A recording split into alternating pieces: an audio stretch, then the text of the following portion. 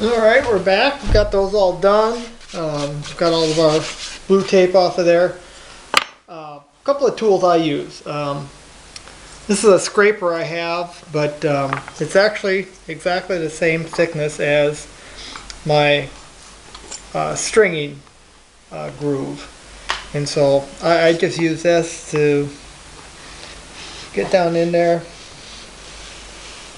and clean all these out. And I'll use this as a dental pick and just get into the radius.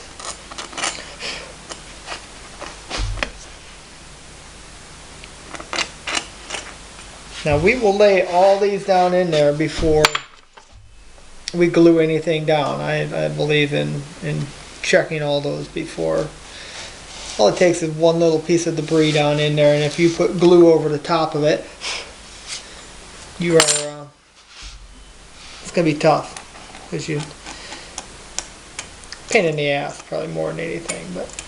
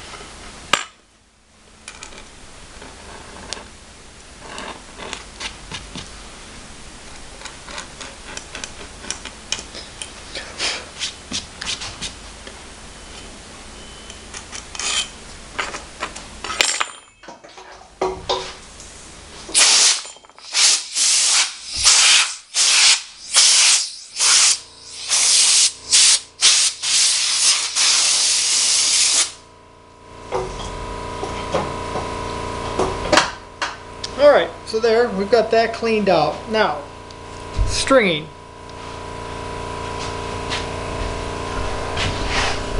What I need to show you is that all your stringing should be sized. And, well, it comes a fairly consistent thickness.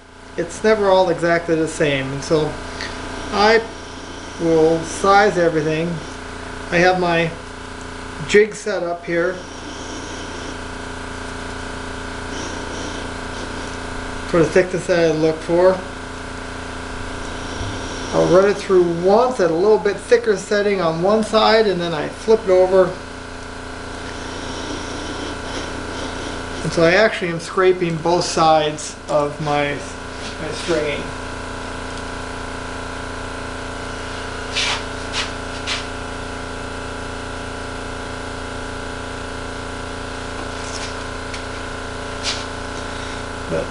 So I'll pull it through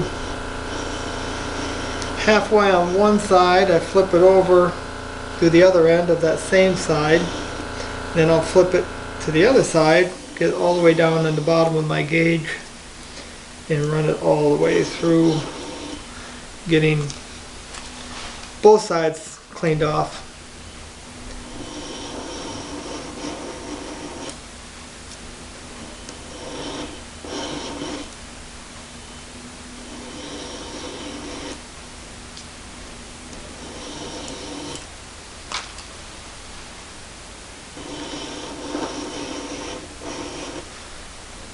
And this doesn't take very long, and it really yields a much cleaner line.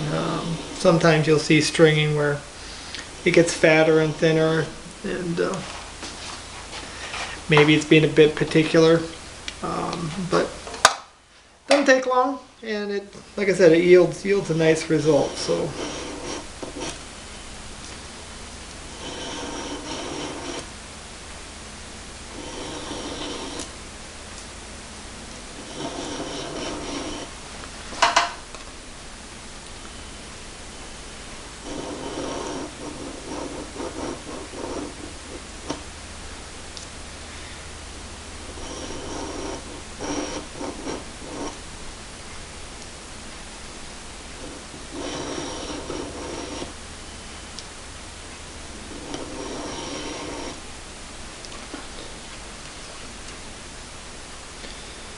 And I usually do, well, that one was done from an earlier one. I usually do one extra, just so that one breaks while I'm in the middle of this. It's not the end of the world, I just keep right on going.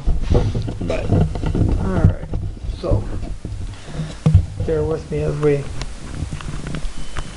let's see, I'm going to start on this end here.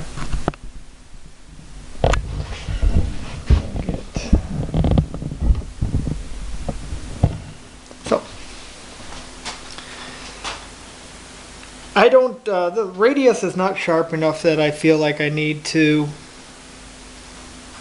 pre-bend these. You know, you'll see that these stringing goes around here. So, you know, there's a reason why you always pre-do them.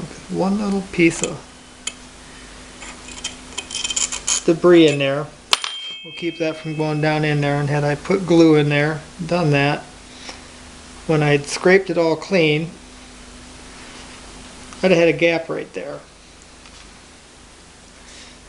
You can see the stringing lays right in there.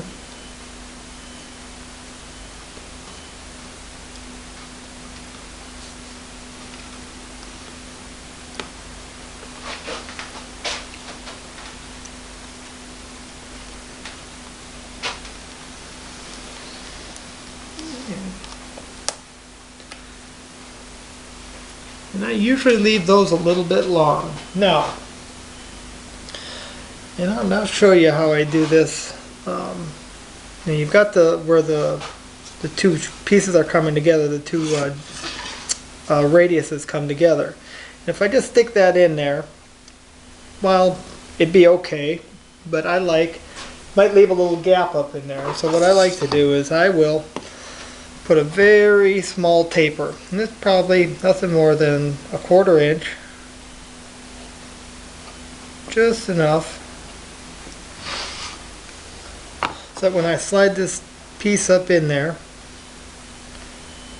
and I will always put the taper up against the other piece so that the flat side is up against my radius. And what it does is it makes a seamless transition there, and actually when it's all finished, you can't tell which piece is continual and which piece is butted in there.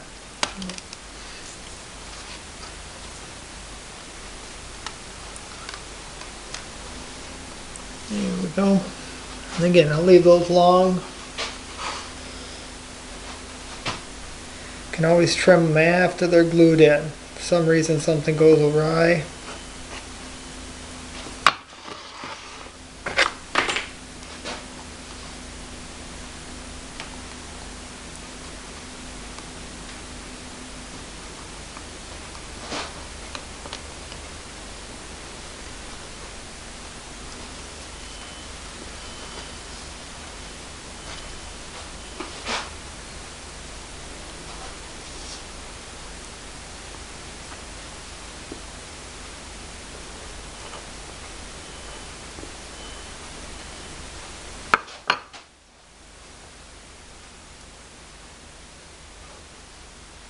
And I'll push it up in there pretty good.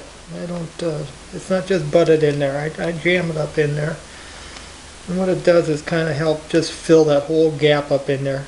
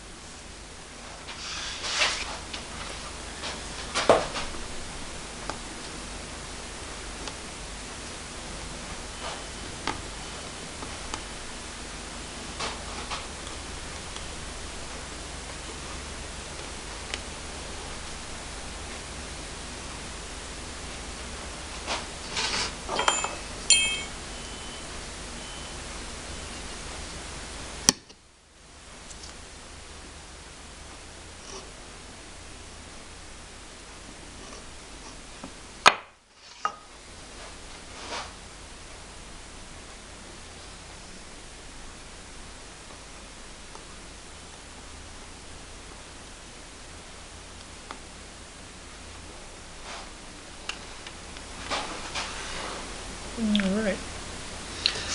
So, that's done. Now, pull them all out.